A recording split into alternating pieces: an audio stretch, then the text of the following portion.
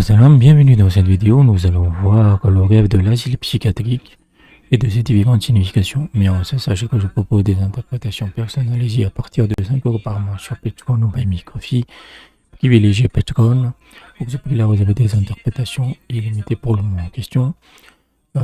Si on n'a pas envie de vous abonner, vous pouvez faire un don ponctuel via Western Union de Limit Libre TapTapSend, qui fait de 20 € pour 2 mois d'interprétation. Vous pouvez me contacter sur WhatsApp avec le numéro qui s'affiche à l'écran. Et si vous me contactez la première fois, la première interprétation est gratuite. Tous les liens et les informations sont dans la description.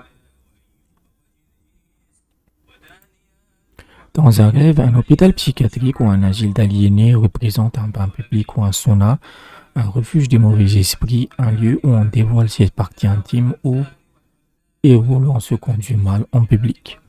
Un hôpital psychiatrique en rêve représente également une école, une institution où l'on s'occupe de l'éducation des enfants, où leur apprend à bien se tenir, un lieu d'apprentissage, une aire de jeu, un lieu de vacarme et de bruit, où l'on emploie des mots grossiers, où l'on vole de l'argent, où l'on est séparé de sa famille et de ses enfants.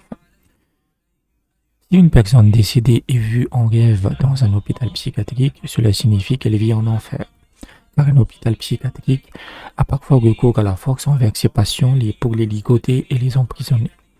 Si l'on se voit dans un hôpital psychiatrique en rêve, cela signifie qu'on pourrait être emprisonné pour un crime qu'on a commis.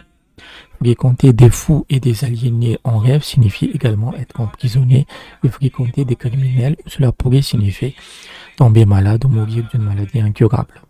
Si une personne pauvre rêve qu'elle se trouve dans un hôpital psychiatrique, cela signifie la réussite financière, une aide extérieure, le réconfort et la joie de vivre. Donc voilà à peu près le rêve de l'asile. En fait, on le voit, c'est principalement négatif. Soit c'est l'enfer pour une personne décédée, soit que vous êtes dans un lieu en fait où il n'y a plus aucun respect, aucune moralité, et que les gens qui vous côtoient n'ont plus aucune dignité en fait. Donc c'est vraiment la folie au sens littéral de la réalité. En fait. Donc c'est généralement négatif, c'est des châtiments, c'est des disputes, c'est voilà, tout ce qui est mauvais, parce que justement c'est des endroits où on va enfermer les mauvaises personnes. Ça implique aussi tout ce qui est djinn, tout ce qui est entité, voilà, c'est aussi lié à ça. Donc, j'espère que je vous ai aidé. N'hésitez pas à aller dans la description sur comment je peux vous m'aider financièrement.